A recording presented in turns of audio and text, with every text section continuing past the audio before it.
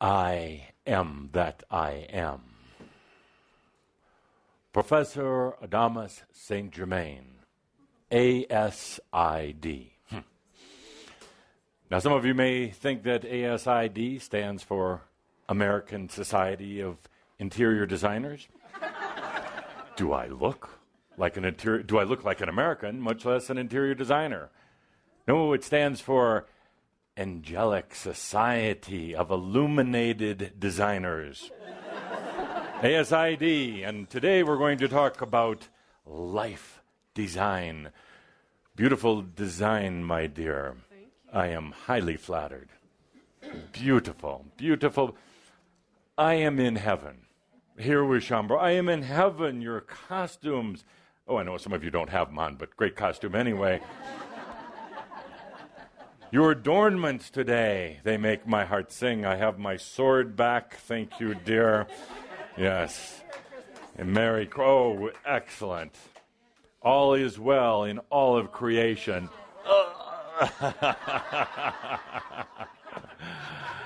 So today, yes, ASID, Angelic Society of Illuminated Designers. And you could be also. You could be also. Today, before... Lovely. Look at what Cauldre got you. Yeah, we want a close-up of that. Yes. Isn't he precious? He was going to slap me, but it would only hurt him. That's the great thing about being a channel. Yes, he is precious. Absolutely. Thank you for acknowledging that. So today, talk about life design, but a couple of quick messages before we do. First of all, I awoke Cauldre at 4 o'clock this morning. Why? Because he was asleep. Great time to talk. And I said to him, Cauldre, Linda, I said, I want to give Shambra a Christmas present this year. I want to give them something special. And immediately Cauldre said, money? I said, no, not money. I said, what does Shambra want more than anything? He said, money again. I said, no. Said they want answers. I said, so today I will dedicate the second half of our program to questions and answers. So, my dear Linda, would you write this down on the board where people can email to you? Okay. With their questions. We'll take questions from the internet. Over here. There you go. We'll take questions from the internet today. So write them out in English, please. Write them out. Make sure they make sense. Make sure they're less than 1 page. And make sure it's a question, not a statement. We'll take questions today. Actually, I do love questions and answers, but there's so much to talk about. I have so much to talk about, it's difficult to allocate the time. But today, as a special Christmas bonus for all your hard work, you get my abuse. Secondly, today, I've not done this before, but Could we announce that Oh, address, yes, please. Okay, so the address is speak.angels@gmail.com. And anybody can send a question in. Anybody, and my Any computer question is you live and anticipating. Ready to go. Yes, it is. So would you repeat that once again? Speak, SPEAK, angels, ANGELS, @gmail.com. And we can get a nice camera shot of that. I love being producer here. Sorry, Gene. So, number 2, we've not done this in the past, but I'm going to dedicate...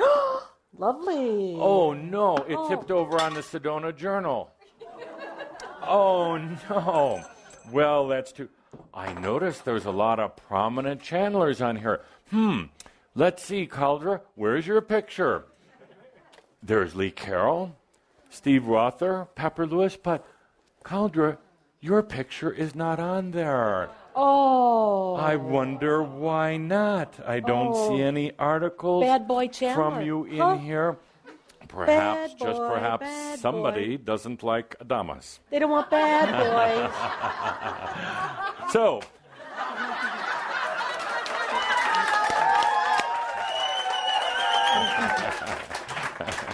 let's put that under the Christmas tree.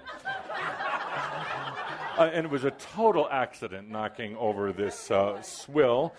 Speaking of swill today, let's break open some wine. It's Christmas. It's the holidays. And why not? So, please, to the staff, the good wine, not the cheap stuff for the dance later. The good wine, and you won't know it later anyway. The good stuff in the back there. I believe there's some bottles back there. Oh, let me oblige you. And I have to say, not good stuff. It is. And by the way, bring up more than one. This is not a Jewish wedding you mean that here. case thing?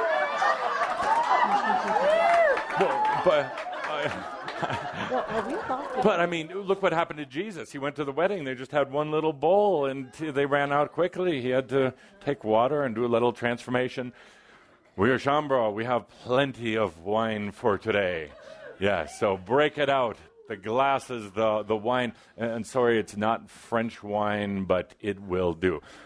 I know what I'll do. I'll wave my hand over it and pretend that it's French wine. We'll just pretend. So, Shambro, while the wine is coming out, being prepared, yay. Staff is looking to accommodate you. Off my stage. Next, I have not done this before, but I'd like to take this opportunity in this special shout about being life designers, being illuminated designers. That's what you're doing. Your whole life is a design. It's a beautiful design. I would like to dedicate this shout, its energies, its hopes, its potentials, to somebody with the initials LH in the South. You know exactly who I'm talking about. Exactly who I'm talking about. Because, LH, you are going through so much of what everybody else is experiencing, but you're going to an extreme. You're doing it big. And remember, when it is the darkest, drink wine. I remember also that, as so many of you already know, in this clearing process, in letting go, thank you, my dear, my dear. And a real gentleman doesn't place his sweaty lips all over your hands, it just comes close. So, cheers. So, and I'll wait for you to get yours. We'll have the first real Shambro cheer at a shout as soon as you get yours. Is this okay? Sure. Sure. In this whole clearing out process, you have to understand that you get into this human condition, by design, of course, but then you forget that you designed it. You get into this human condition, there comes a point, as hard as it is, it's time to do some releasing, what you might call clearing. It's letting go of the identity, and it seems like death. It seems like the darkest of the dark. It's actually not. That is an illusion. It is the greatest blessing and gift you can give yourself, to release yourself from the stuck energies of an identity that served you up to now. But there's something far grander, created by you, the designer. You, the designer of your life. It's interesting because you're life designers, and you do it in a very interesting way. You segment yourself. You take this essence of you, and then you slice off parts and pieces, or you release, you let go of parts and pieces. A part of you is here in the human experience. It is grand.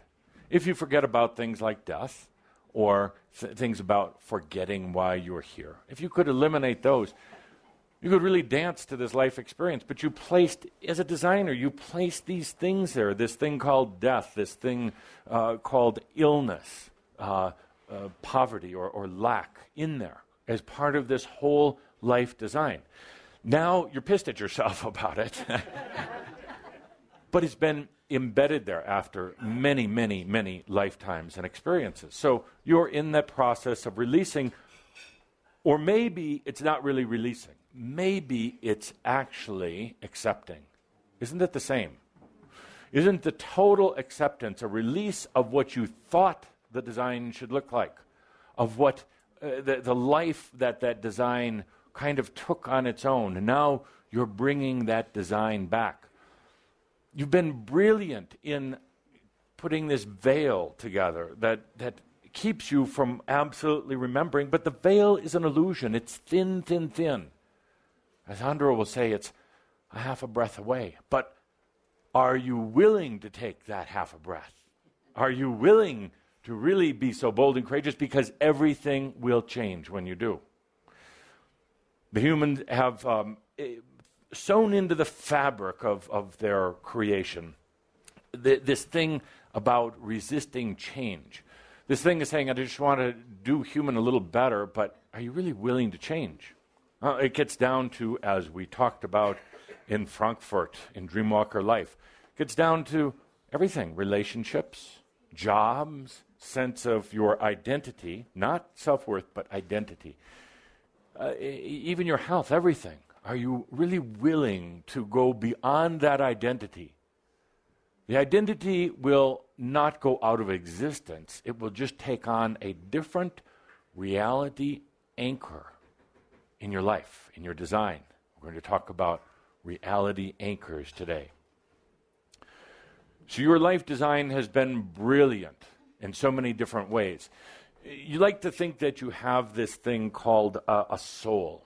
And even we're going to go beyond that in this next year, beyond the soul.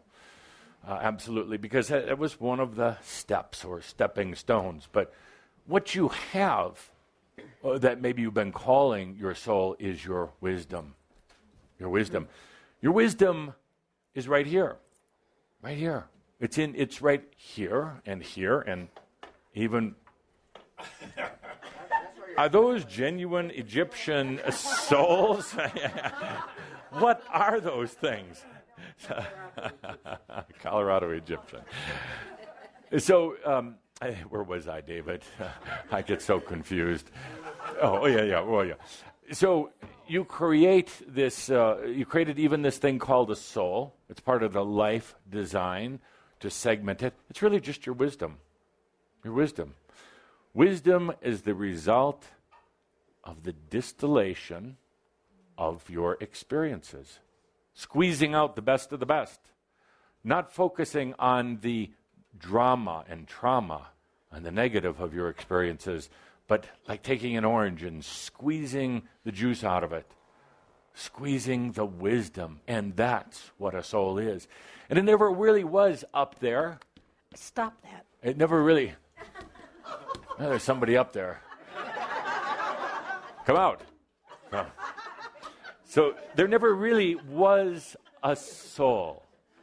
There never really was. There's never this grand golden angel. We've used those terms because it's part of the evolution, part of the spiral. But now we even go beyond that into your wisdom, your true wisdom, the distillation of your experiences. I love the word distill. To refine, to bring down to the essence, to have the alchemy of consciousness. It's interesting that in our Keyhawk project right now, thank you, in our Keyhawk project, we're working with distillation, and I'm actually getting more resistance than what I thought. Keyhawkers were supposed to be journaling. Half of them weren't. Said they were, but they weren't. The other half would write pages and pages and pages and become preoccupied, obsessed, and almost addicted to their journaling. Writing from the mind. Writing about every little detail that nobody ever cares about, even their soul, their wisdom. Kind of going on in a mental burst with all these words. Thank you. You have to be quick. You have to know when they're taking a picture of you. You never know when they're going to be taking that shot. Nothing worse than a bad picture on Facebook. Should be banned, should be made illegal. I don't know. I've seen some. I'm not sure. Yours lovely. Lovely outfit today. Yes, yes. Wonderful time we had in Frankfurt, in Egypt, yes. So many great outfits. Oh, well, great people. So, I love this distill because it's bringing it down to its essence. So, the key hawkers have been asked to distill in their journals. Supposed to be journaling 3 times a week. It's good. Gets you in connection with yourself. Next, I asked them to distill it, 25 words or less, 3 times a week, and they're having a hard time. Now, I would think that'd be easy. If your teacher said, write a term paper of 2,500 words or 25 words, which would you pick? 25.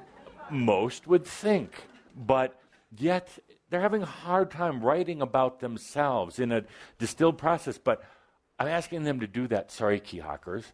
I'm asking them to do it. Where are we on the wine? Oh, it's being great, great. Let me know when it's ready because I'm waiting rather impatiently for mine. We put it back here if somebody wants it. No. That's has nothing to do if they want it. Pass it out. Pass it out. Yeah, sure. There's children. We'll have them pass it out too. Wait. There's I don't care. There's a regulation that says they can come and get it. They're What do I say about rules and laws? It's not yours. Just allow. Is this on the internet or something? Oh. Yes. So if you would like some wine, please, it's available if you want it. Please, I'll do it if I have to. Would you stop? Thank you. Let's just do this. Thank you. You bet. All these rules, all these laws, oh my gosh. We're going to talk about today, life designing. Sorry. They're not going to get drunk, they'll just get a little giddy. It'll make my channel, my answers much better. Much better. We'll be dancing in the aisle. So, distilling. Distilling is taking, without words, please. How much talking is necessary to drink wine? We had a wonderful example on the boat on the Nile one night. Remember, we're sitting outdoors and beautiful surrounding. The sun was setting, the boat floating gently down the Nile. I stood up for my presentation, as I do, and looked out at the audience, 108 Shambro from all around the world. But something was wrong. Something was dreadfully wrong. There was no aisle down the middle. How am I supposed to walk around if there's no aisle down the middle? The chairs were all bunched together. Now, not blaming anyone for that rudeness, I said, Shambro, let's try something here. Let's do something. Get out of the mind. Take a deep breath. Breathe deeply. We are going to do something without talking, with not a single word, and we're going to do it in less than 1 minute. Now, you have to understand we're on a boat. Outdoors, there wasn't much room at either side. But I said, we're going to create an aisle this wide down the middle. Do it. Without a single word, in far less than 1 minute, an aisle appeared. And it was absolutely straight, other than one chair at the front. It was absolutely straight. That was an example that those who were on the trip hopefully will never forget. It was done smoothly and easily. No blah blah. No talking. No discussion. No brain. It happened like magic. The aisle suddenly appeared. An example of what it's like when you get out of your mind. Take a deep breath, you imagine it, and therefore it is done. So now that the wine is getting distributed, a glass for Linda, please. Of course. Absolutely. We can't have any before. Oh, she'll take the red. No, they already figured out. Good. They take care of me. So, Shambra, today we're going to talk about life design. Let's take a deep breath with that. Life design. And other things. Dreamwalker Life.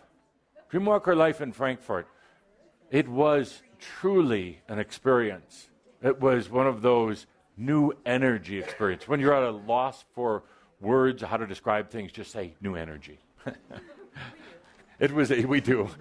It was an amazing experience, and one of the main points, the very simple, easy point, was when Kuthumi was giving his talk, his presentation. Beautiful, beautiful presentation about his life after enlightenment. After he'd gone through his mental breakdown, laying in bed for nearly 2 years, finally getting up one day and deciding he's going to live. Now, this is a bit of a challenge because most of the ascended masters, 9,000 or so ones who ascended, have their enlightenment, and within days, maybe weeks, maybe a year or two, they leave the physical body. It has been too difficult to stay in this dense environment. With enlightenment, it is very difficult to put up with mass consciousness. Very difficult to be in this solid mass. Hurts the body. Very difficult on the consciousness. And many of the ascended masters feel like they're being sucked back out of enlightenment, even though that wouldn't have happened, but there is a kind of a waterboarding effect. You just feel like it's going to happen. So many of them left. Not Kuthumi. He walked the earth for many, many, many years after his enlightenment. And he told the story of what he did after he left. He gave this advice to Shambhala. So simple, so brilliant. He said it's as easy, and Andra was going to understand this, simplicity, this distillation, this wisdom. Cheers. To a new year.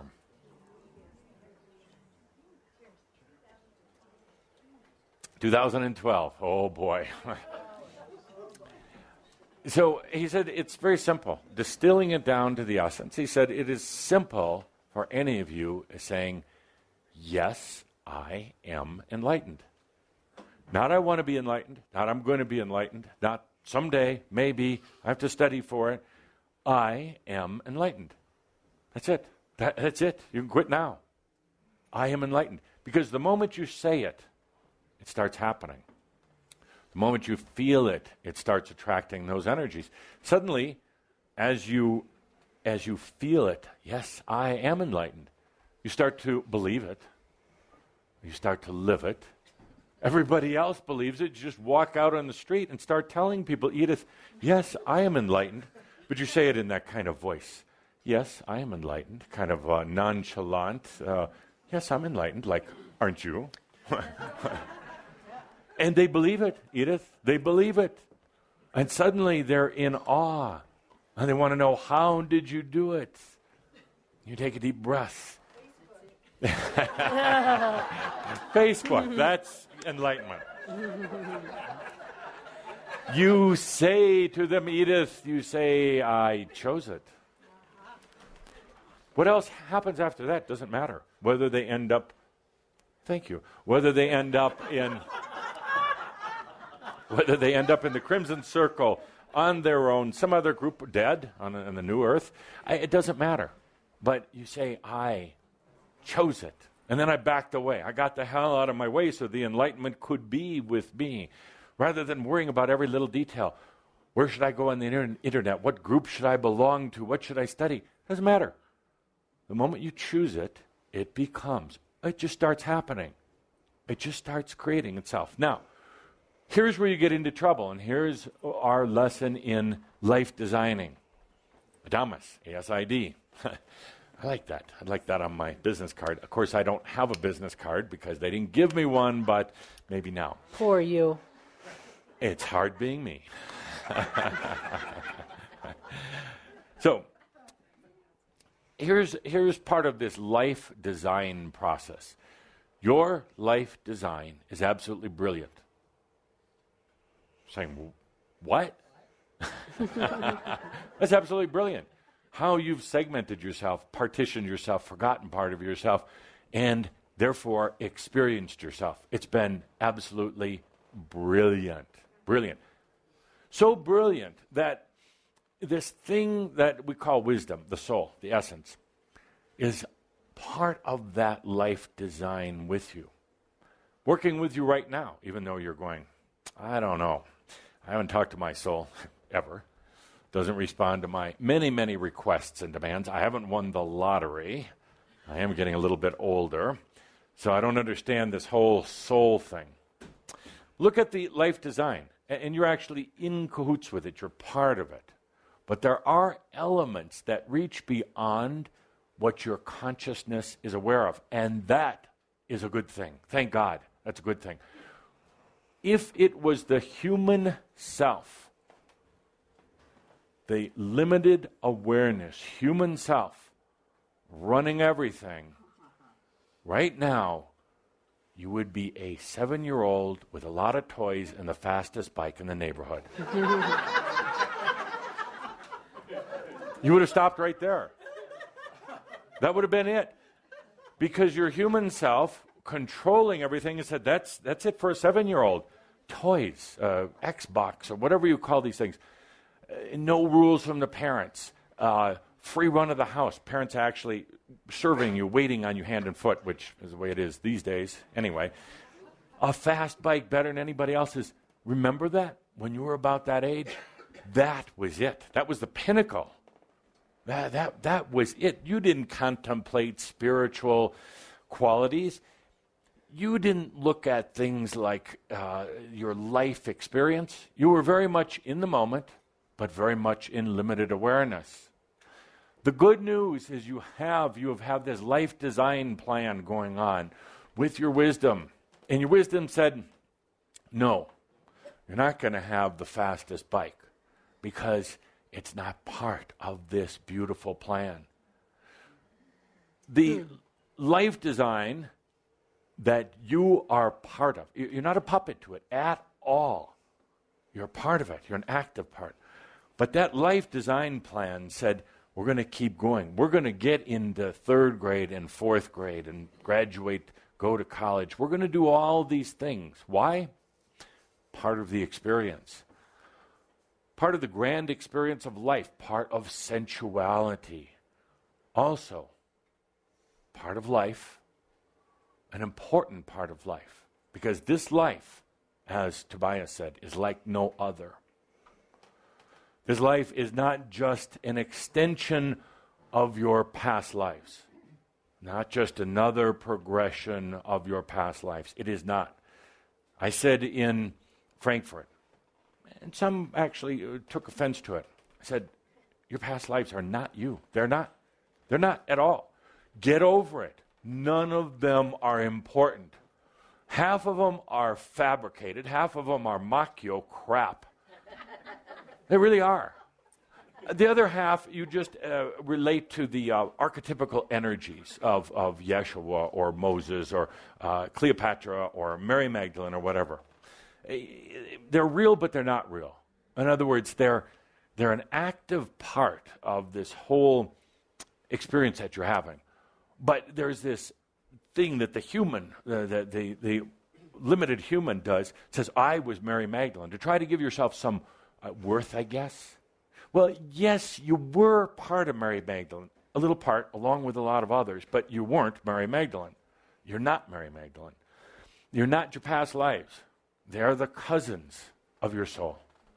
They're your brothers or sisters or cousins, but they're not you. And the sooner you can let that go, the sooner you're going to free yourself, unburden yourself, get over their crap. Some of them are still out there, these past lives. Traumatized, active, looking for a new residence, looking for a new house.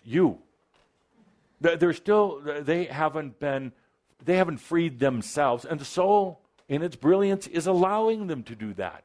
You say, well, that's really dumb of the soul. Why doesn't the soul call them back, make them come back? Well, you can't. A creator cannot force his or her creations to come back. You can only invite them back.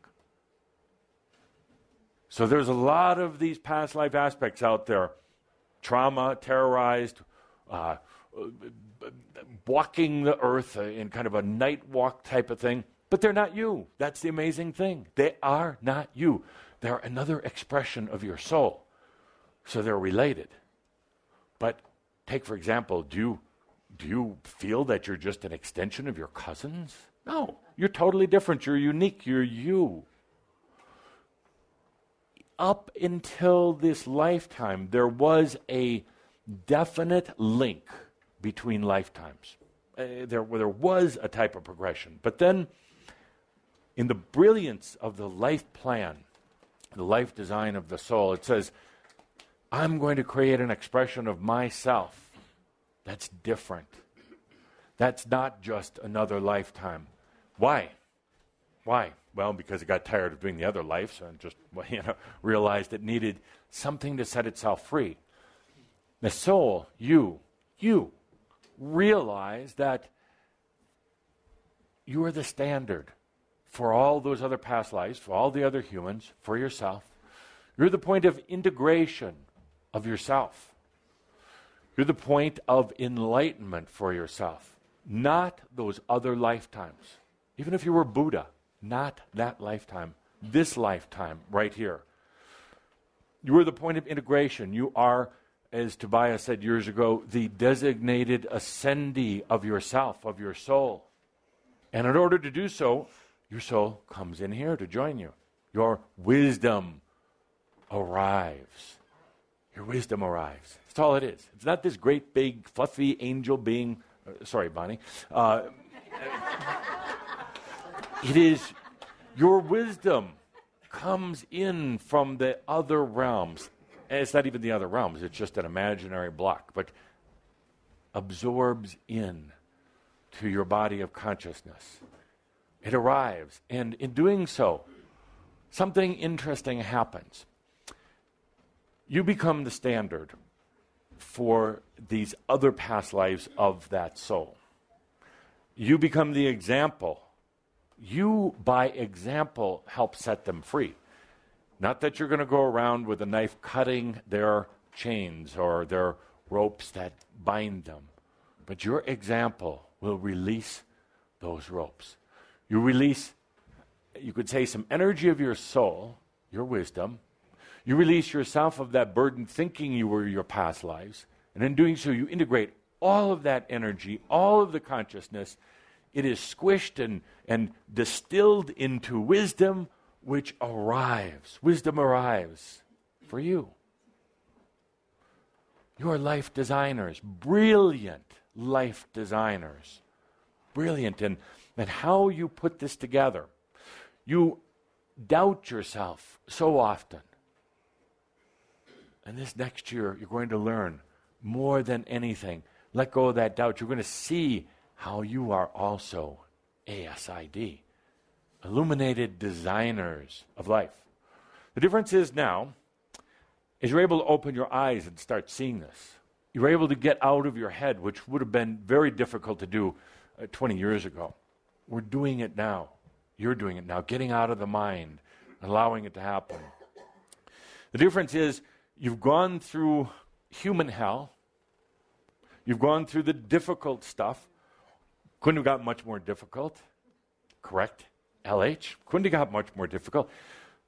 So now, what's left? Enjoy life. What the hell? Why not? Let go of the rules.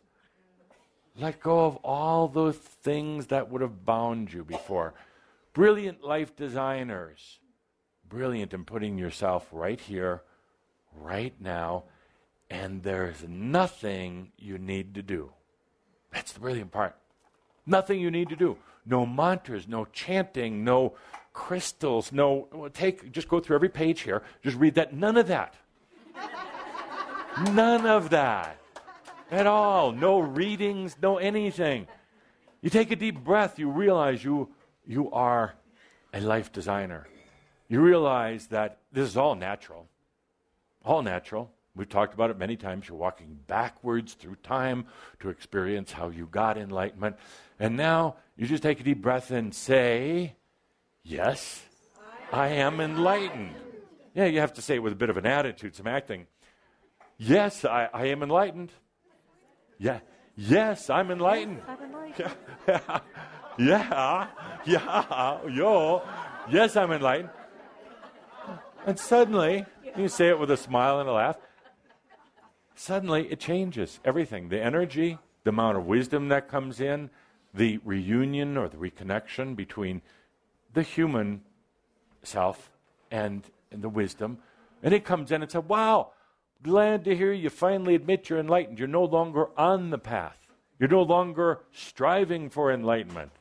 You no longer care. It's just, yeah, I'm enlightened. Why not? Let's enjoy life.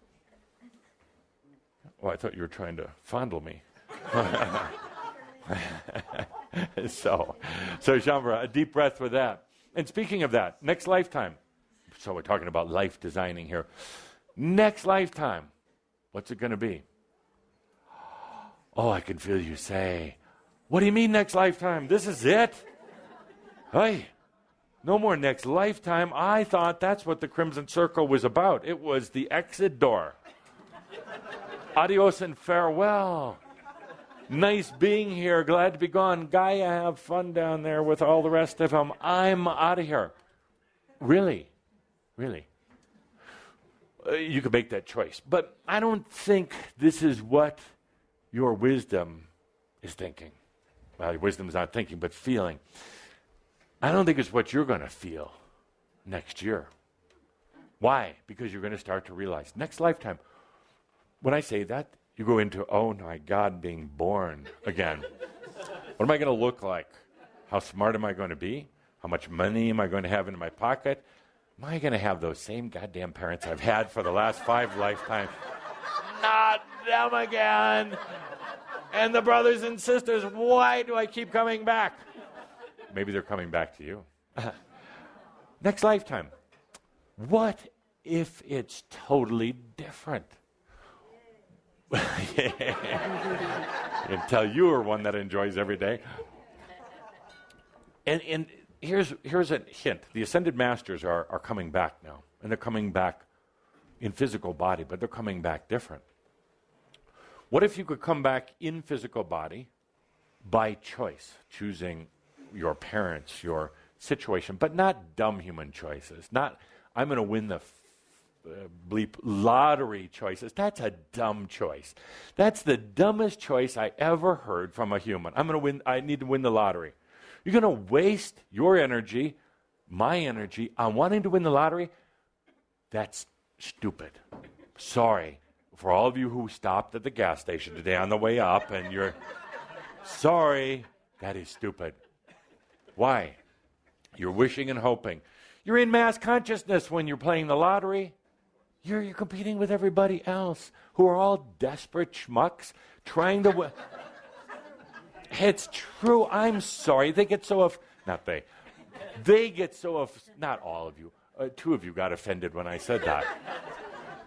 But it's true. I say we're going to increase clarity. We're going to turn up the temperature. We're going to call Machio when we see it.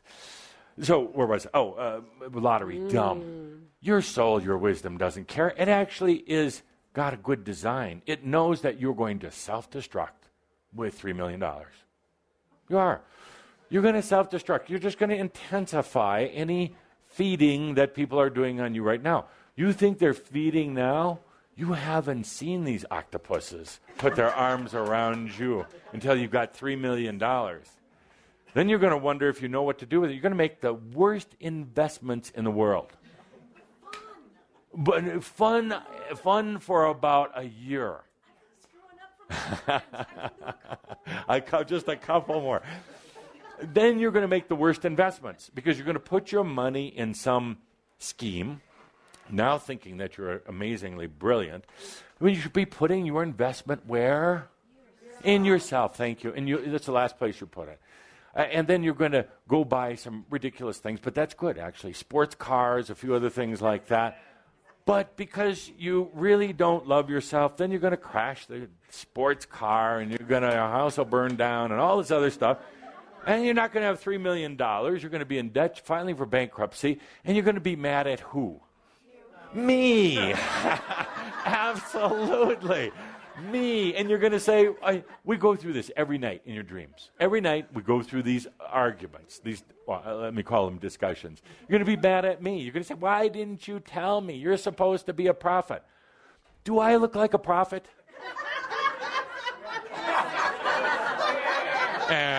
No, I'm not a prophet. I will make one prediction for next year. Everybody's in on the prediction thing. Profound prediction for next year, for 2012.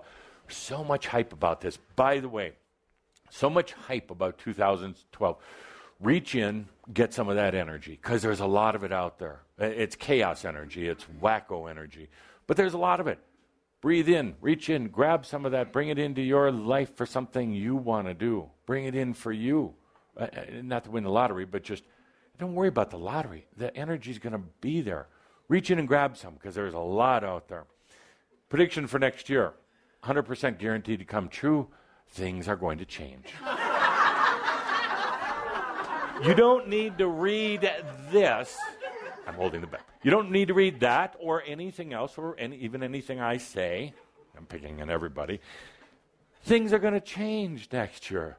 You say, what changes? Well, tell me what's going to happen. Lindsay Lohan's going to go into rehab. Kim Kardashian's going to get engaged to a girl. And it goes on and on. Who cares? Things are going to change next year. They're going to intensify. They're going to get more chaotic. They're going to get bigger. It's going to be a challenging year for a lot of people who are really stuck. People who are stuck because the energies coming in 2012 are the energy of change. It was predicted from a long time ago. It's called the year of change. Change isn't bad. Change can be great. You change your clothes every day. That's a good thing. Change is not all bad. Thought that was funny. Maybe they don't. So, back to the point. Your next lifetime. What if the next lifetime maybe wasn't even totally physical? What if you could be here when you wanted to? You didn't go through birthing. You followed the Tobias example. You didn't go through the birthing. What if you weren't even resident here? What if you did as I do? I just take up with a dog once in a while. A real dog, and they let me hitchhike along with them. A bird once in a great while, never fish. Or I'll manifest the illusion of a physical human being for a couple of days. A couple of days is about all I can tolerate. Then I start getting headaches and nauseous and realize, oh, I'm acting so human, and then I evaporate that illusion. But what if you could do that? Be here when you wanted, simultaneously, at the same time, be on New Earth, frolicking through the woods, swimming with the dolphins. Why not? Great dolphins on New Earth. You put them there. Floating on clouds. You always wanted to do that? New Earth, you can. You just float along on a cloud. Oh, if they could only see me back in my hometown. Wow, just floating. What if you went and just created, your own little universe? Doesn't have to be big. Doesn't have to be quite as big as this one. And you just created that. What if you could do all of those things simultaneously in your next lifetime? What if you were never stuck with anything? Never. What if you had this next lifetime and there wasn't the word or the feeling or even the awareness of doubt? It just wasn't even your awareness. Somebody came up to you and said, I doubt this. You're like, I don't know what that means. Never heard of the word doubt. And they tried to explain it. I still don't know what it means.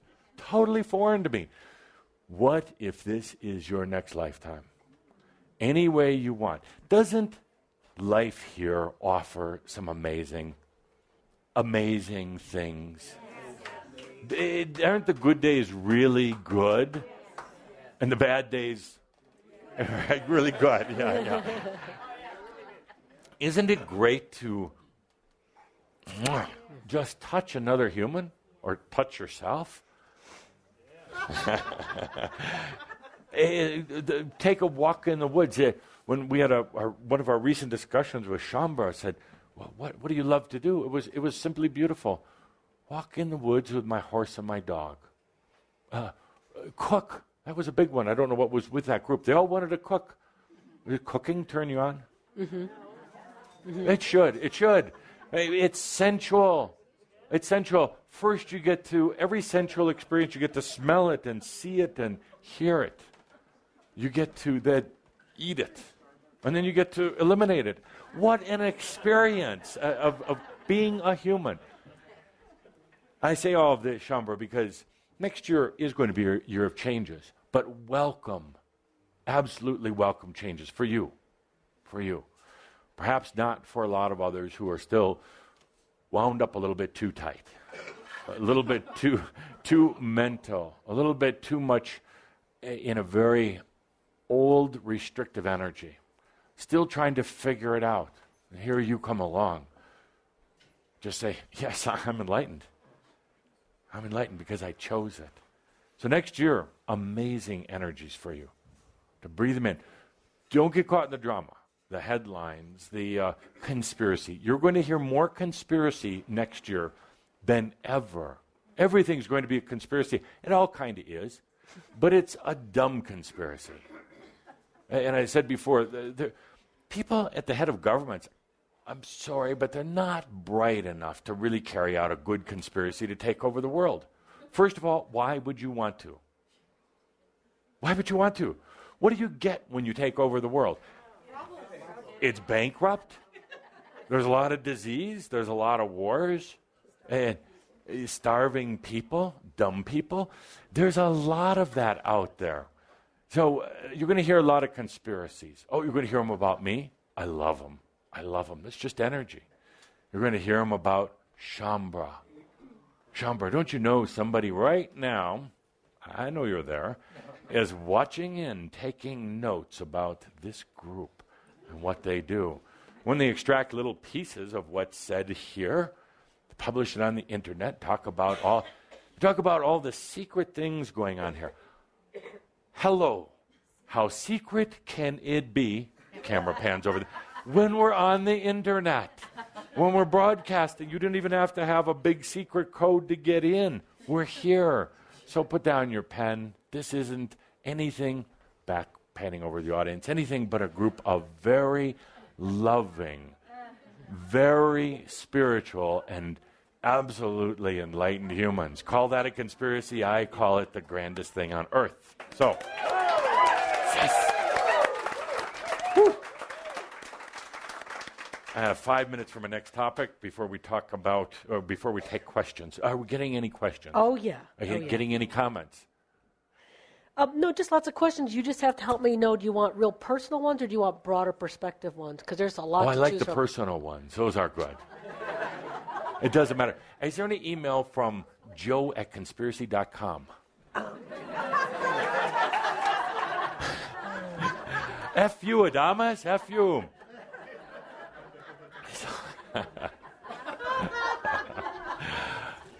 Oh, dear Shambra, I had so much fun in Frankfurt. You were all there one way or the other. We celebrated life in a way that only you can do. I mean that seriously. This other group that wanted me. Only you can do. Because you're not looking for a guru. You're not looking for all sorts of structures. You're anti-structure, which is good. We can really move. Next year, it's going to be soaring. You are going to take yourself to a new level next year. So next point, very important. Would you mind writing, or are you busy there? No, I just was perusing. Next point, very important for next year. Okay, this year was the year of reordering. We started out early in the year with our message, our discussion about reordering. Sir, could we say one more time that if you want to send in a question, you can send it to speak, SPEAK, angels, ANGELS, @gmail.com. Got it. Good. Now, we talked this year about reordering. Reordering means that you are changing the way you are focused or centered into external things around you. Gravity, polarity, duality, electromagnetics, regular magnetics, light and energy being the primary ones. You are connected into all of these things. You've made the choice to get connected into them because those connections with those primary elements allow you to have an experience in the physical reality. They've kept you in this kind of a hologram. They've kept you focused, but they've also kept you limited. Part of the life design. So this last year was about saying you're going to allow yourself to reorient into these various conditions. Why? Because they were changing anyway. Why? Because your consciousness is changing. So it was basically you allowing yourself to readjust into magnetics, gravity, energy, light, earth, air, water, all these things. Ultimately, it had an effect on your DNA. DNA is not what it was a year ago. Tobias asked a number of years ago somebody to go to be a human guinea pig and get their DNA tested and then 10 years later get it tested again. Unfortunately, I don't think anybody did. But if you had, even if you had a year ago had your DNA analyzed, had it reanalyzed, it would be markedly different. Be different than what it is right now. It's happening, not to many humans, but it's happening because you're allowing it to. Now, in the reordering process, you change the way you're focused into or adjusted on things. It's like taking a beam of light and changing the focus, the intensity, the amount of energy needed to drive that light, where the light hits, how big the light hits. So you've changed your focus or your orientation. You did it with actually a minimal amount of what you would call side effect. Getting ill, going crazy, having things happen to your body, rashes and other ailments. Many of you have gone to the doctor with the old "what's wrong with me" ticket. The doctor said, "We can't find anything. We can't find anything." Or they just thought, "Yeah, we'll give them something here. Here's some medications for you." What's up here? I thought that was good. There's nothing wrong with you physically. So you've gone through a lot of changes, gotten through it pretty gracefully. Now we go to the next level this next year. You have what are called reality anchors. Boom. Reality anchors. These are coming from the inside, not the outside. Last year was the outside, but these are your reality anchors. You have tens, thousands, who knows, millions of reality anchors. Your five senses are a big part of the reality anchor. You have a certain way of looking at things, hearing things, smelling things, touching, tasting things. These are all anchors that put you, I'm going to draw a picture now. Thank you. These are all, thank you. Thank you. So, these are all ways for you to anchor your reality, yourself.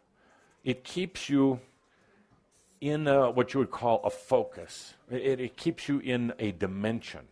It allows you to stay kind of in here with only slight shifting back and forth. And I'm done, dear Linda.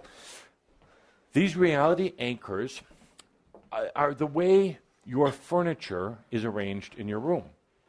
It's not feng shui, it's a reality anchor. You know you put it there, or it was put there for you. Whether you think about it every day, there's a certain pattern or organization to all these things. As you're going through building the new place, you're saying, well, let's put the chair here and the bookcase here. These become reality anchors. And while they seem insignificant, actually they're not at all. Because if somebody walks in and moves that chair about 1 inch, you may not notice it right away with your eyes or in your mind, but there's going to be an uneasy sense in that room. What's wrong with this room? I need to sage, or I need to call in a feng shui expert. No, It was your anchor got shifted off a little bit. You anchor with things like your vehicle, your car. Sometimes sad to give up a old car, get a new one. It was an anchor. Now, you quickly adapt that new anchor into your life. Your emotions are a huge reality anchor. Your emotions, your anger, your happiness, your laughter, your imbalances. Your imbalances, believe it or not, even though they sound imbalanced, are very balanced. They're anchored exactly where you put them. The imbalanced emotions aren't wobbling and wavering and all what you would call imbalance. They're very stuck. They're pillars that you call imbalance. But they're there. They're anchors. Your earlier life experience are anchors. Your schools that you went to, the teachers, all of these are ways of perceiving reality. All of these are ways are staying in that perception of reality. Humans don't like to move those anchors. But dear Shambra, what do pirates think about anchors on their boats? Arg! Anchors are for sissies, a good pirate would say. Anchors are for those who don't want to go anywhere, a good pirate would say. So this next year is going to be about releasing the reality anchor. Instead of replacing it with, thank you, instead of replacing it with another anchor, something that's going to keep you held down, it's going to be replaced with a sensor. Think in terms of digital computers or whatever. A sensing mechanism, you could say almost like a sensing arm, that goes out. But always shifting. An anchor grabs on to the earth and holds on for dear life, while everything tries to shift it, the waters, the wind, everything else. These sensors, the reality sensors, actually are going to be probes for you. They're going to sense the environment, your situation, your reality. They're going to provide you with feedback, but not up through here. It's going to be in here, feeling feedback, sensory feedback about different potentials. Your reality sensors are going to replace the eyes in many ways. They're going to replace the eyes and some of your other physical senses, or let's say be in addition to. They're going to sense different things that may attract you, experiences. They'll also give you warning, heads up about certain things you're not going to want to encounter. Your reality sensors are going to be co-managed by you and your wisdom, you and your soul. Wisdom is coming in right now. It wants to play. It wants something to do. So it's going to be part of creating these reality sensors. One of the biggest symbols you're going to notice for this year is your hand, because that's going to be the simple symbol, reminder of the reality sensors. You're going to start getting some nice, wonderful heat sensations and nice tingling, positive tingling, not numb tingling, positive tingling in your hands. These are going to be symbolic of your reality sensors. These are not the reality sensors, but they're going to remind you at all times. We're taking away the anchors, the reality anchors. You even had reality anchors into potentials, into tomorrow. You throw them out there, you plant them there, and say, this is the potential that we're going to experience. Whew, blow that one away. Next year, and from henceforth, is going to be different, because you were choosing potentials based on the past, based on what's come up until now. Limiting yourself, thinking, when I say, for instance, what's your next lifetime going to be like? And you go, oh, not again. Well, hold it. Take that reality anchor away. That anchor was physical body, limitations, crap from other people. So you eliminate that, and you put out your reality sensor instead. Sensing, what could life be? without anchoring into things like science or math or anything else. In other words, imagining. What could life be? Could you be on New Earth, frolicking on a cloud? Could you be here on Earth, full-time, part-time, anytime? It can be anything. So these sensors go out. But these need to start coming away. Time to pull them up. Time to set sail into the changes that are coming around next year. We're going to talk more about reality anchors throughout the year. I'm going to remind you when you've got them planted. I'm going to remind you that even when you tell me that they're gone, I can still see when you're hiding them in the back room, in the closet. Why? Because they're comfortable. Because they're familiar. Because you know when a storm comes up, that you know you can find a safe harbor. You can set that anchor down. But, dear Shambra, what do they tell you when a hurricane's coming up and you got a boat at the dock? What do they tell you?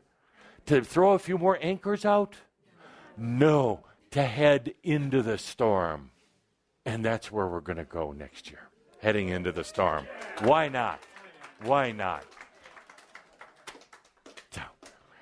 So with that, let's take questions and answers. Now, we'll play a little game with this. Linda's going to read the question, and we're all going to feel into the answer. Of course, I will do the answering, but we're all going to feel into it because you already know the answer.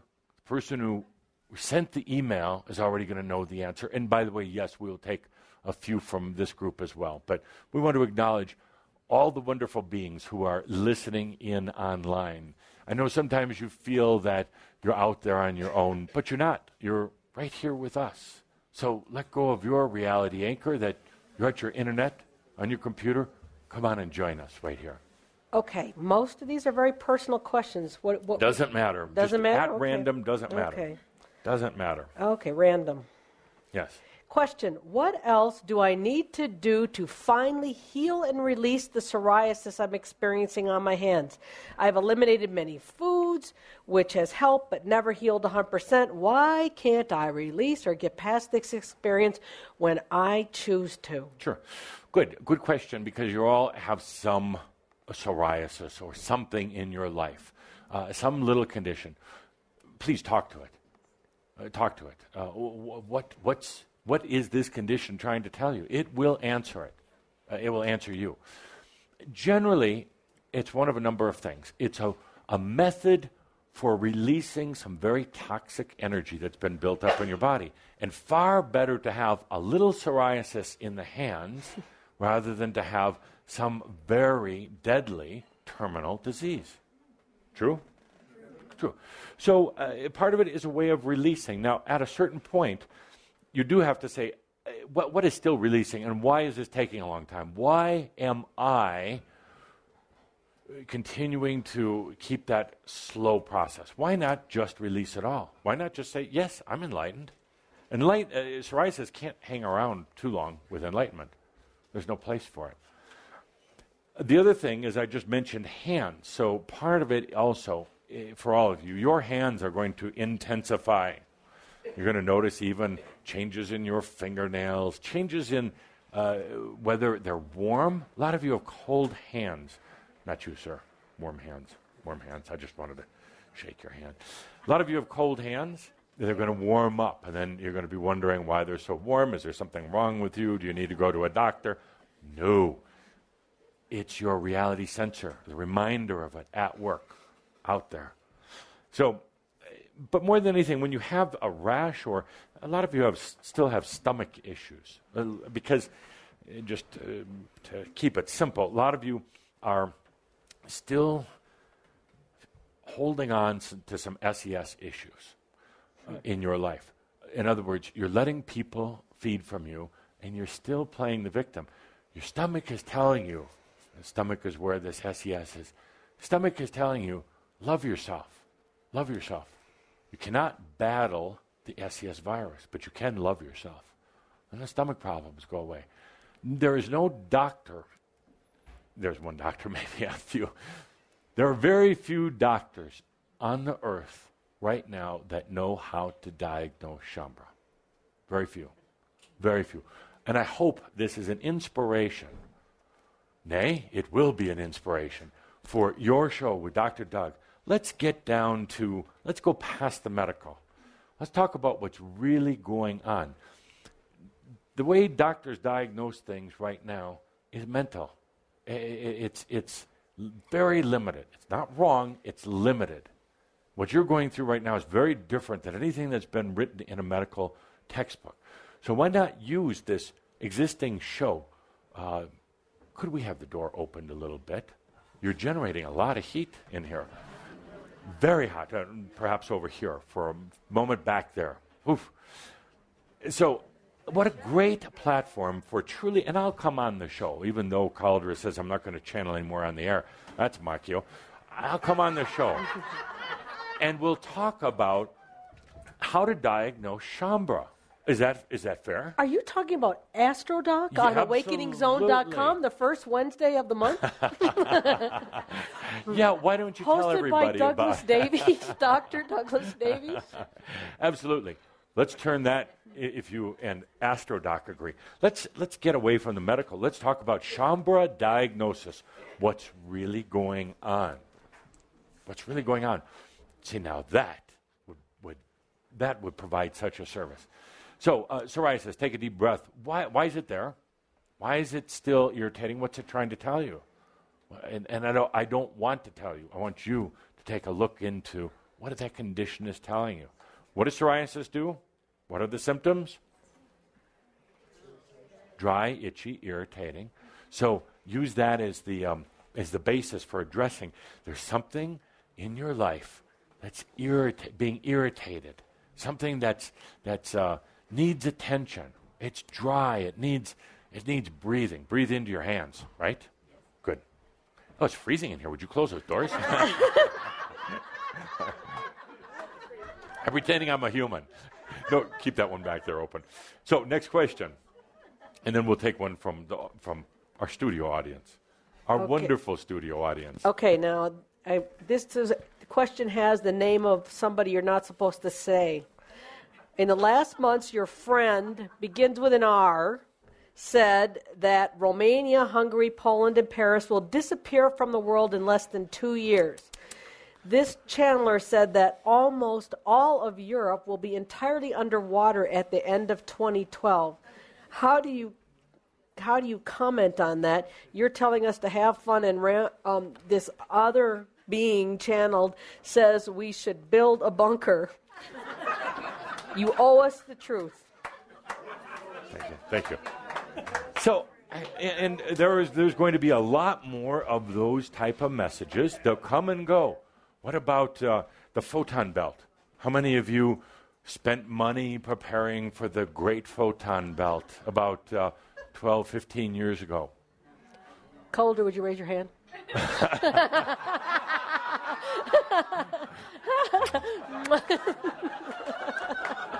Why is that crap out there? Because people like to read it. Because then it's drama, then it's conspiracy, then they can say, oh my God, Poland, Russia, everything else is going to be wiped off the map. Now, once in a while, history is a good thing because it tells you this stuff doesn't happen. It doesn't really. And the saddest thing is there ought to be some accountability for anyone, including any of this group, for putting things out there. They put it out there because humans believe it. They buy into it. They're fascinated by it. And they pay good money for it. That's a reason for anybody with less than good authenticity to continue doing it. You could hardly blame them. You have to blame the ones who sit before them and pay them good money. There are changes that are taking place here on the planet. It is the greatest time for anyone with a bit of enlightenment to live, to love, to create, to start a business, to enjoy life, to have a glass of wine, while the rest of the world worries about ridiculous things like all these countries being wiped off the face of the map. It's true. It takes away from the joy of life. It is, you could actually say the people that do this are highly infected by this SES virus. I can't even say they're doing it deliberately. They get caught in it. They think they're channeling. They are, but they're channeling crap. No, that's what I mean, mock you. They are. They're channeling something, but what is it? Just because somebody's channeling doesn't mean it's good. Just because I'm standing here doesn't mean I'm correct. It just means I'm here to hopefully inspire you, hopefully piss you off a little bit once in a while. You know, a lot of you are damn Adamus, but hopefully that's got that old reality anchor loosened up a bit, hopefully to make you laugh, hopefully to remind you that you are God. Nobody else. You are God also, your own God, your own sovereign being. So, through random questions, I've got a pretty good one here. Great.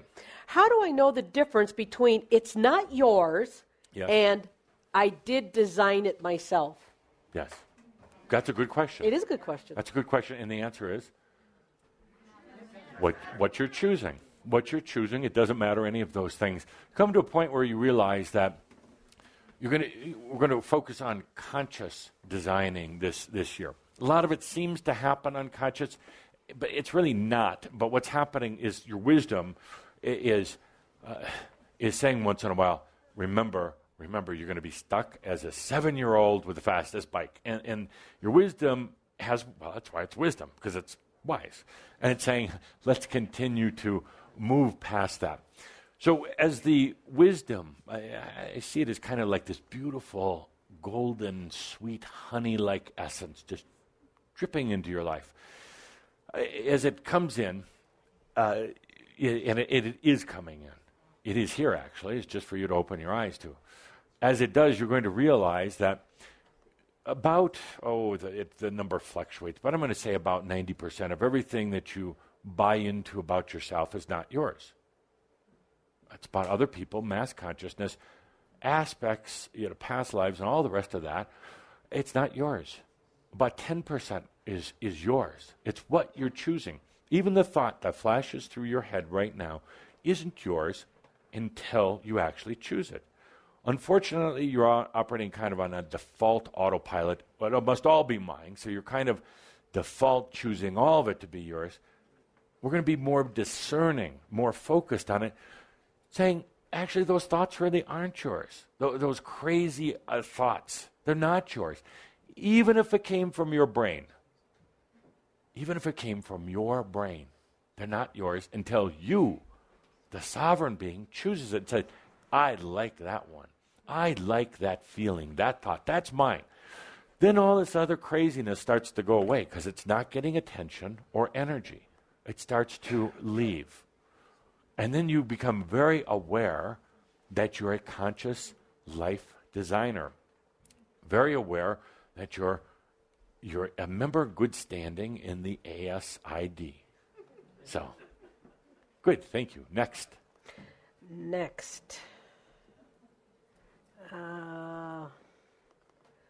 Why the hell won't I let myself find a man I can love and who will love me?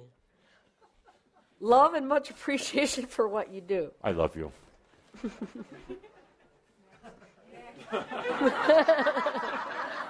Your wish just came true. Now, you didn't say you wanted to sleep with you. You just said, find a man who loves you. I love you.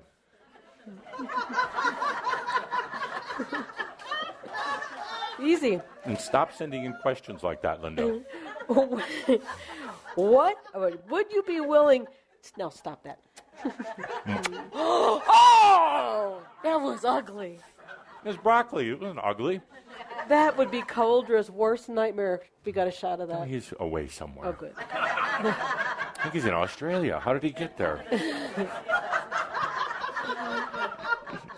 Quickly, time is running out. Would you be willing to speak a bit about all the human protesting and uprising around the world currently? It feels to me like more and more humans are beginning to wake up to a lot of the large-scale energy feeding and imbalance that's been going on for a lifetime. Why do you ask me a question and then give me the answer? I don't understand that. Because one of these things on New Earth that needs to be discussed. Why do humans ask a question? What's the first part? I already went on to the next question. No, okay. The first part was, would you be willing to talk about the uprisings? I was going to say yes. You want me to do it now or later? Yes. But then they went on to answer their question. Very interesting. Humans, I think Kathumi said it, silly beings. Makes no sense. Uprising is so obvious right now. Everything has to come up. 2012 is going to be a year of things coming up. Not the end of the world, but things coming up. They're being pushed up and forced up. There is an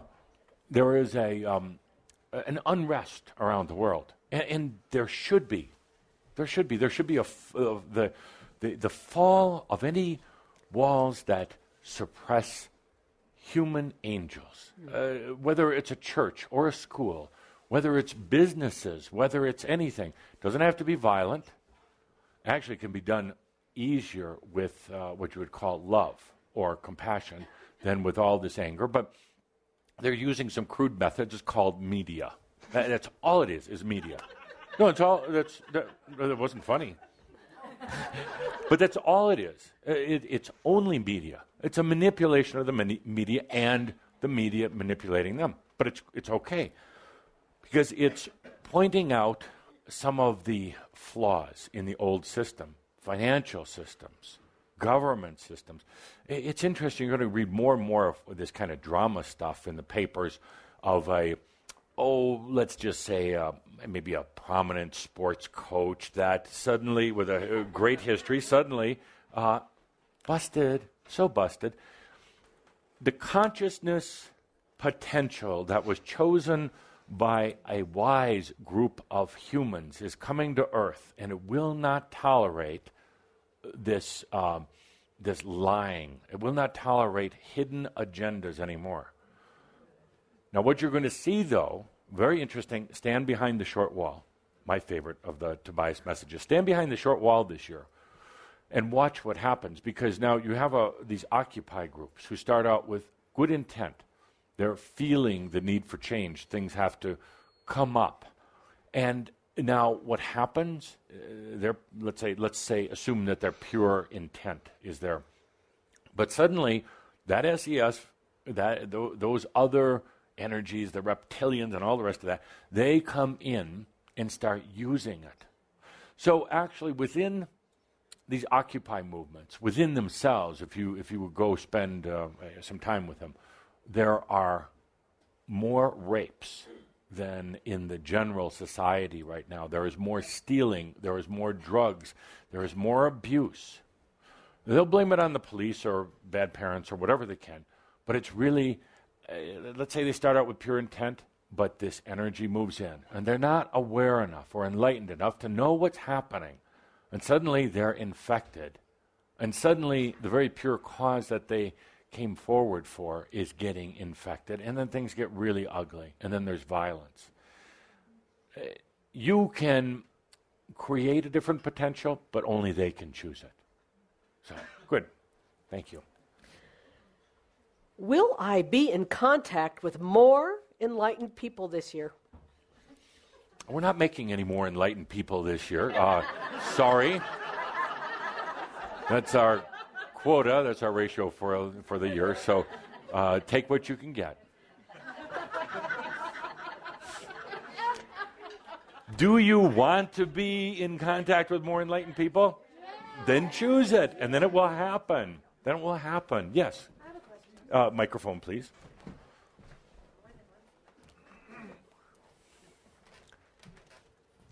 Yeah. So you were talking about next lifetime? Yes. Playing on New Earth clouds, which sounds like fun. Yes. And then being able to do all these things. Right. What I wonder is, can we do that in this lifetime? Oh. Because I want to do that totally now. Blew my closing statement. And a half hour too early. Now, how do you think that makes me feel? I was royalty. I'm ascended.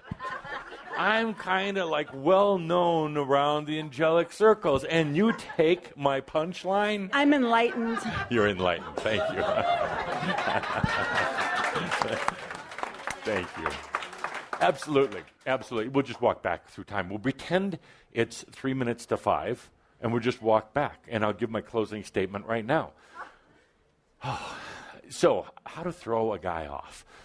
So, yeah, absolutely. Why wait? Total mess. Why wait for your next lifetime? Or better answer, why don't you just start your next lifetime right now? Right now. Why not? Don't give me all the scientific reasons why you can't. You can. Get rid of the old anchor points, dear pirates. Get rid of those and start it right now. Absolutely. Now, that being said, allow. Because a lot of things have to start shaping and shifting. And I'm not saying limit, but be a little patient. Because you still have a physical system that was designed a long time ago. There's still a lot of mass consciousness around. It takes a while, but actually, it's already working. Right now, simultaneously, you are also on a new earth. You're having about 16 dreams right now as you're sitting here smiling at me, knowing what you did to me. And you're kind of searching into potentials. A lot of things are happening. The question is right now, is the shift in awareness or the opening in awareness to where you know these things are happening, how long is that going to take? The equation, and I'll write it out for next month if Linda reminds me, is something to the effect of it's a doubt to expansion ratio formula, kind of like Einstein's formula, which I really helped him with. But but it's similar to that. We'll have a doubt to reality formula that we talk about. So with that, that's the end of our talk. Feliz Navidad. I'll see you next month. No, we'll walk backwards through time. Okay, so no, we're not at the end. We're somewhere in the middle. But I released my anchors. I don't have to have a closing statement. Okay.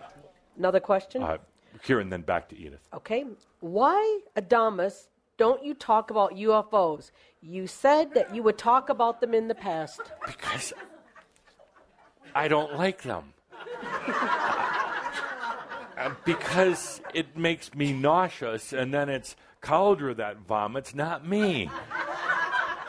Because Tobias talked about them, and he said that, I'll write it out, he said that aliens are a lie. Alien. Yeah, you weren't listening back then. They're a lie. They're a part of the great big humans are putzes theory. By believing that there's these grand intelligent beings, which there aren't, in other cosmos, you get to deny yourself here.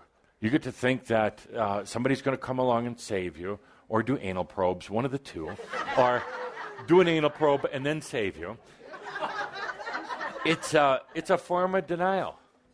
And it doesn't make a difference anyway. They're insignificant. They're here, the beings from other dimensions, generally not even physical in nature. They're just get over that one. Aliens aren't physical.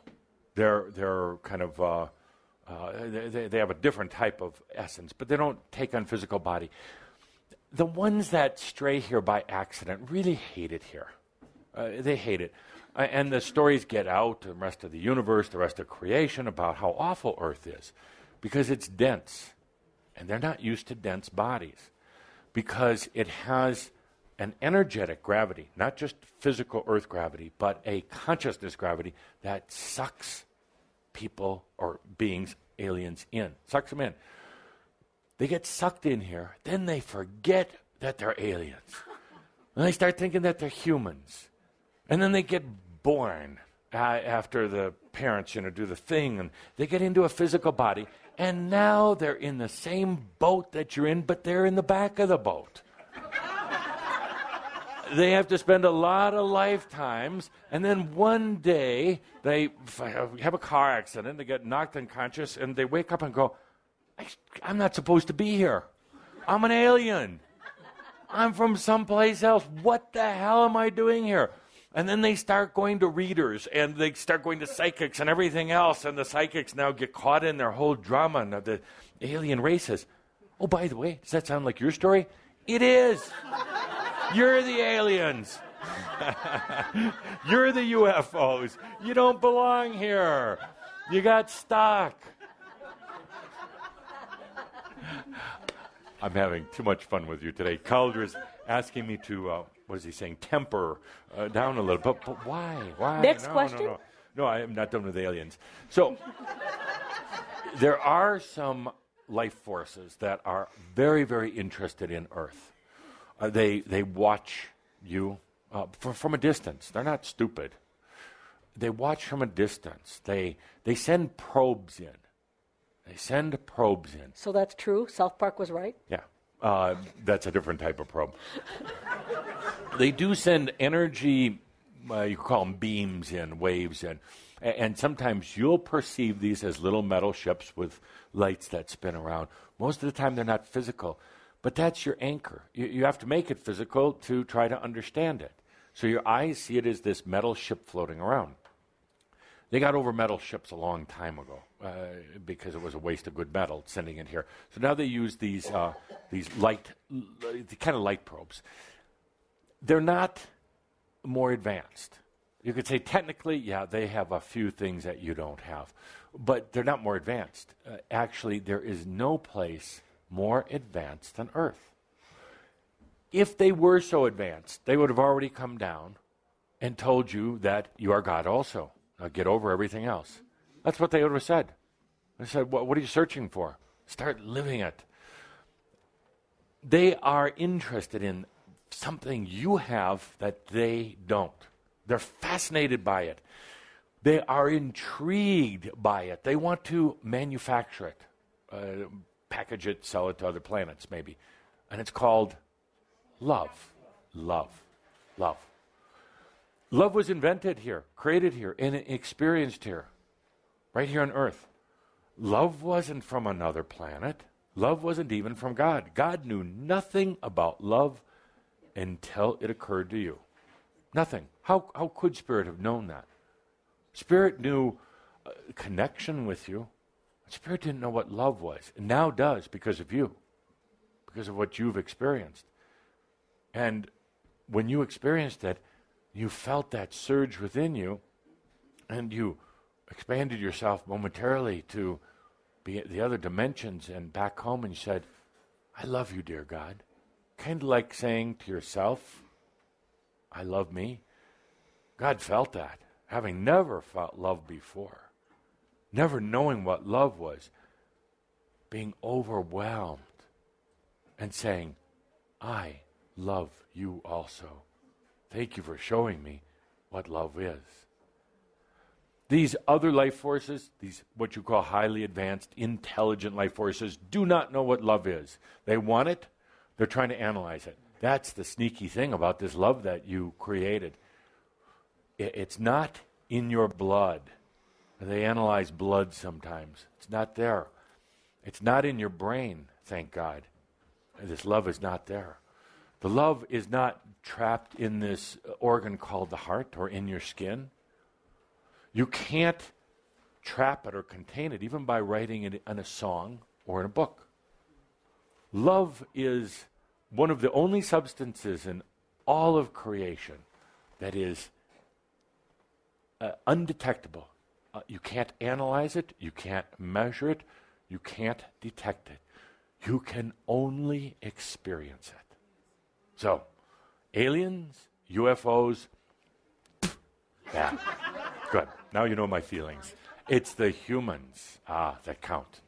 And people get so distracted by these, whether it's because it's a savior or something to aspire to. It's not. It's right here. It's right here. It's sitting in these chairs. It's listening on the internet. This is where it's at. This is why I'm here and you're here. This is why we're talking about life, living, absolutely living life. So, thank you. Edith has the mic. Absolutely.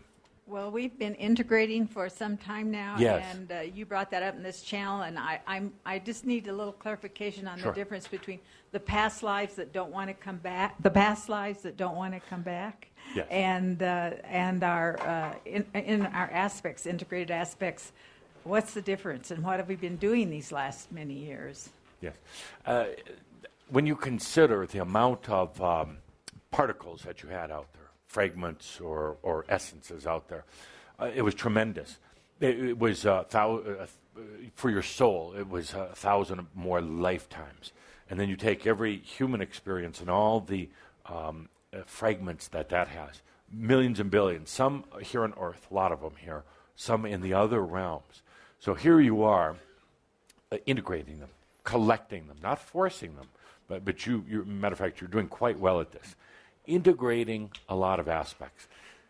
Who would have thought, who would have even aspired to trying to do it in a single lifetime? That would have been considered madness 50 years ago, even yesterday.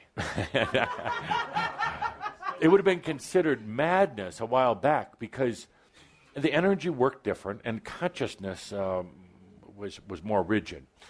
But you and others around the world said, no, we're going to integrate. And what that meant was not forcing anything, quite the opposite. Integration is about acceptance, not forcing. You can't beat those aspects into coming home. You can't force them. Integration of past lives is a little different. They actually, if you want to get specific about it, they don't actually come back to you. They actually go back to what you would call your soul, but into your wisdom. So they, in a way, yes, you could argue and say, well, then they do come back to me, but in a way, they don't really. They go back into the soul. You help to release them. You and your soul, your wisdom, literally are, you're here, you're focused here on earth. Your soul, wisdom is joining you here.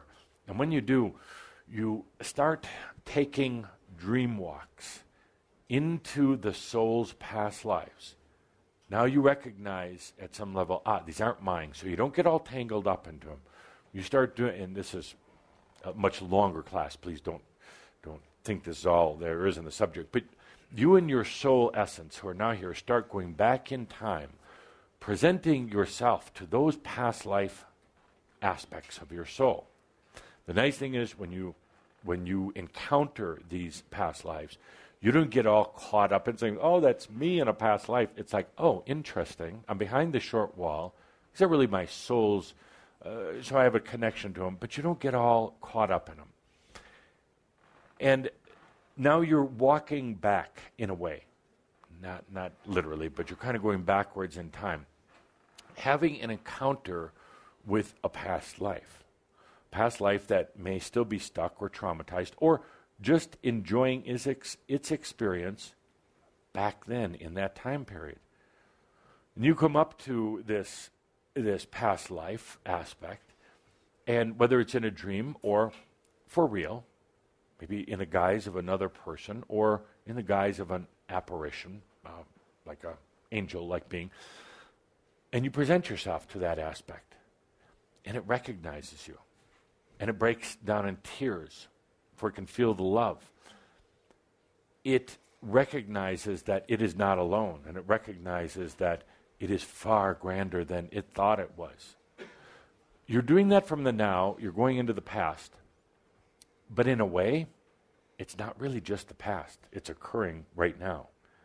And your soul is rejoicing because together with you, it has freed up a part of itself, brought itself back home. Part of the whole reason for being here in this lifetime, the life design, is to do that. It's not retrieval. It's just presenting yourself to the past lives. I am that I am. Here, my soul, I made it. Made it into this lifetime, whether it's 10,000 years in the future or 10,000 years in the past. I made it to this lifetime.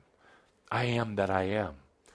I said, yes, I am enlightened, and therefore I became, and now I come back to greet you. I'm a time traveler, oh, beyond in love. Boom. That past life is suddenly freed. Suddenly its perception of its journey, the very linear mental nature of its journey, absolutely transforms. So the question is, did that past life actually occur as the aspect thought it did? Yes and no. It occurred, but also many other iterations. A grander story, a multi-dimensional story occurred. So that linear little human back in that past life, that story is still real, but it's not the only story.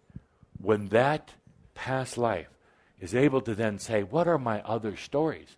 What else really happened? What was the bigger picture? What was the other side of the pink cowboy hat? Then it goes, dear God, I am that I am. And that reunion with the soul takes place. It's a beautiful process. That's why one of the many reasons you're here. Don't consider it a responsibility at all. Don't consider it a duty. Take it in joy. Don't do it at all. It doesn't matter. But it's one of the things that actually your passion at working with your wisdom said, let's do that. Let's go back and visit all of our potentials, all of our past lives. I know, more questions, but I'm having fun. No. I was just turning my direction I towards know. you to just enjoy it. So, Edith, that's what you're doing right now. And sometimes it's easy for the human self, the 7-year-old with fast bike, to say, well, how come things aren't better? How come I feel so limited? Well, stop feeling so limited. Yes, you are enlightened. Look at what you're doing right now, all of you, setting a potential for Earth and new Earth. You're going back and opening up the perspective of past lives, helping to, not to free them, not quite the right word, Cauldra, but you're helping to illuminate onto your past lives. Imagine the whole change of dynamics when that occurs. Now, because you're going to ask, why don't you do it yourself right now? Why don't you dream walk yourself right now? In other words, why don't you present yourself to you, your soul to you? That's all it is. Presenting you to you. It's an amazing thing. It's a real time, in the now dream walk. Let's make another note for next month. Let's do that. Next month, a dream walk into yourself. Edith, I love your wisdom. Thank you. Thank you. Another in-house question. Yes. Better than an outhouse. Yes. I'm frustrated by the yo-yo between my mind and my heart. Yes. And I get so much in my mind, and I choose to go to my heart. Yes. And it's like instantly my mind yanks me back out, whether it's mass consciousness or what it is. How can I stay more in my heart? Because I feel like my mind is really limiting me. Where do you prefer to be? In my heart. In your heart. Why is your mind then playing this game? Loaded questions. Don't you love it? Yeah. Don't you love it? Why is your mind playing the game?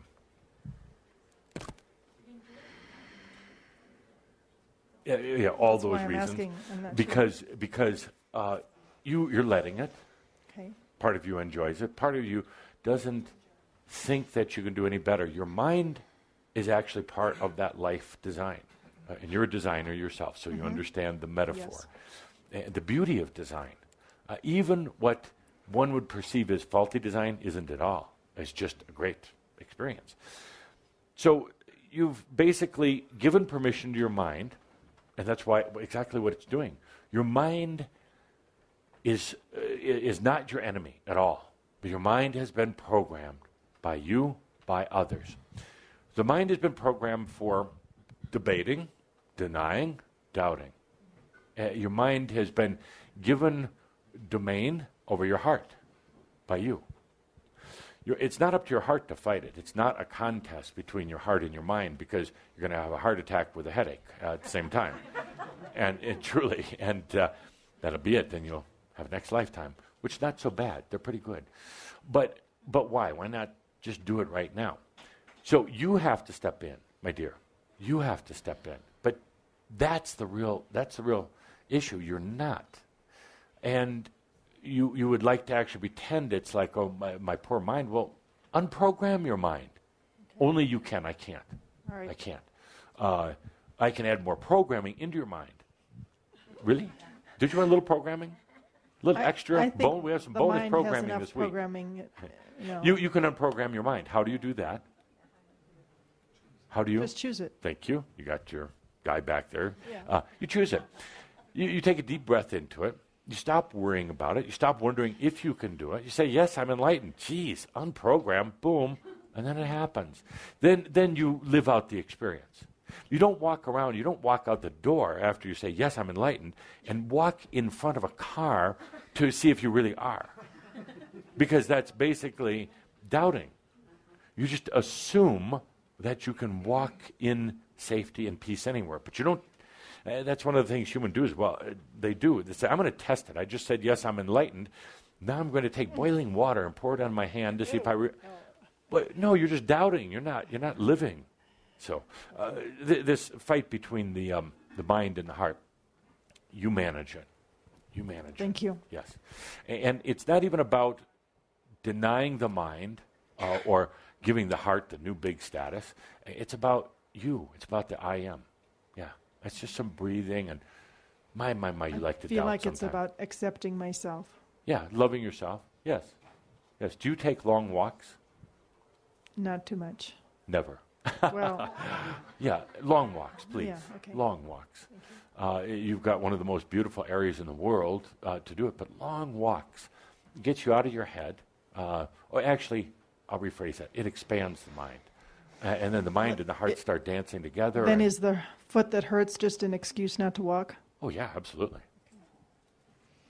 You don't have time, your knee hurts, whatever. No, long walks are great. What did Steve Jobs, our guest last week, what did he do? Long walks all the time. He didn't sit in a... He's enlightened. He didn't sit in boardrooms unless he had to.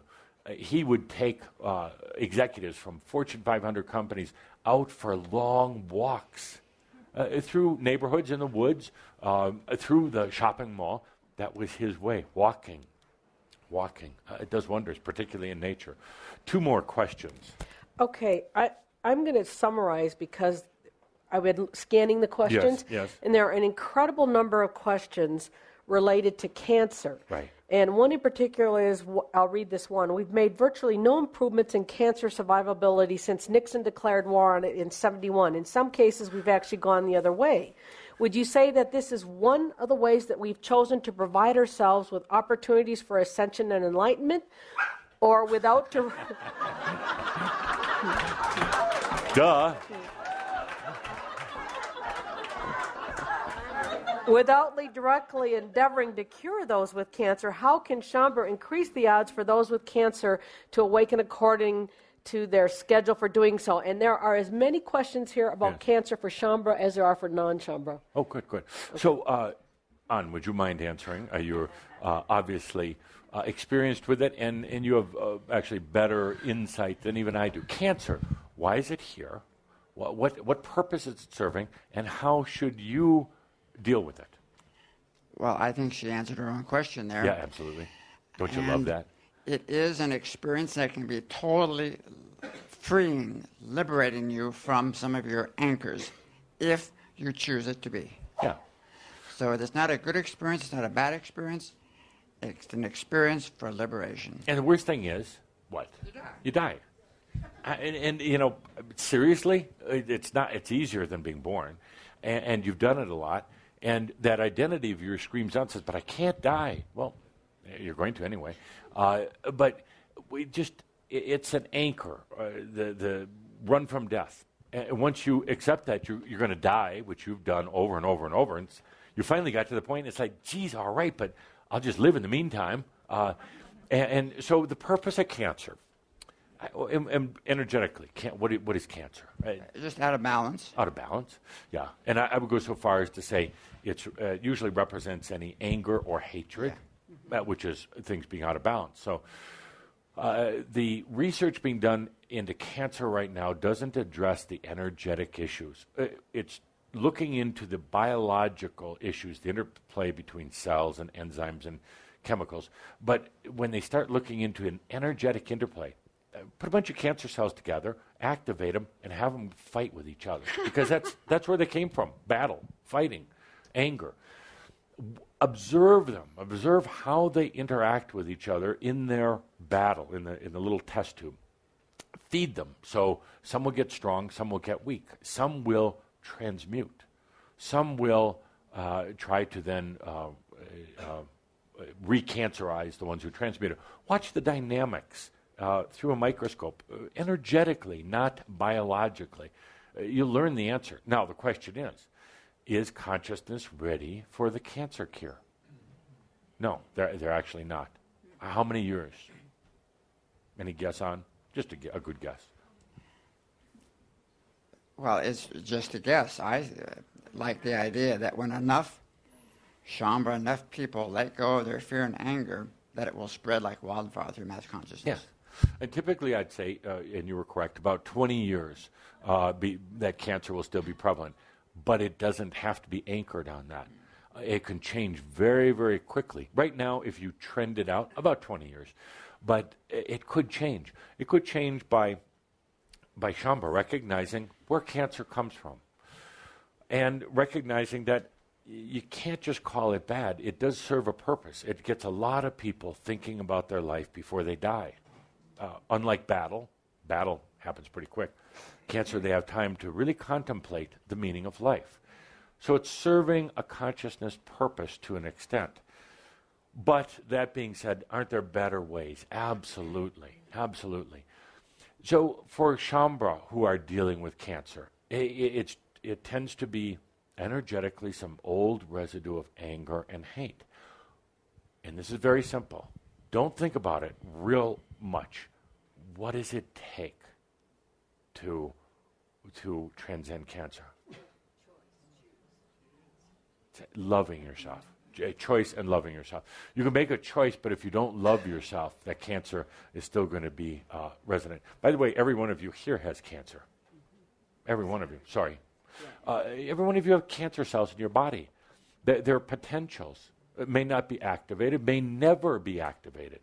Only a small percent of you is it going to be, although you can change that. Those cells are there. They're the shadows of self-doubt, hatred, and anger. And you can either let them come to the surface or you can release them. That's why we're going to be talking about anchor points, letting those go, changing the energy, the patterns, and the dynamics. So if you have cancer, love yourself and accept it, by the way. Stop battling it. You found that out early on. You're not going to win a battle with cancer at all. You're going to fight something that you designed. Now what you can do is love your way through the cancer. Love your way through it. It'll transmute all that stuck energy. And it'll make your whole body shine and you'll enjoy life anyway then. That's it. Last question. Okay. This is related to a question earlier. The earlier question was, why the hell won't I let myself find a man I can love and who will love me? Okay. This is a response from this person for your answer. Yes. They love the answer. They want to date with me. And continue. Keep digging. Keep digging. Okay, keep digging. Why was my question ridiculed? It was heartfelt. It causes me as much discomfort as eczema, which was answered seriously. Yes, absolutely. Absolutely. And no offense meant, but you do have to be able to laugh at these things a little bit. And let's just dig right in, since we're already partway in. It's first of all, it's about loving yourself. And you've set up a life design, all of you, in one way or the other. It's about loving yourself. You're not going to find a man. Why? Because your soul is smart enough to know that it's sticky. It's sticky stuff. Just like finding somebody else is going to distract you. It's about loving yourself. You're not going to find anybody until you can love yourself. It's a beautiful plan. Look, if you're into statistics, look into the statistics of Shambha who are single, or single without children, or single with children, doesn't matter. Why? Why? Because you have bad breath? No. Because you're don't have much personality? Well, not at all. You got great personality. You designed it that way so you could have time to fall in love with yourself. So you don't need a man or a woman or anything else. You don't need a dog or a cat. It's about you. And your life design says, discover yourself. Now, I would come back on you and say, why are you so desperate for a man? Why? It's just going to be another lifetime with another one of those man experiences. This is the lifetime to be with yourself. Why not take that same passion and that same energy and invite your soul into your life? Instead of sharing your bed with a stinky old man, why don't you share it with your soul? Instead of taking a drive with a man and then having Can you do both? Yes, you can. Good question. But I know you on the internet. You're going to try to do man first, enlightenment second. 7-year-old with the fastest bike on the block. 7-year-old. That's not going to work. You already set up your life design to be with you. You're the man. Feliz Navidad. Enjoy life. I am that I am. All is well in all creation. Love yourself. Noel. Amen. Thank you, Adamus.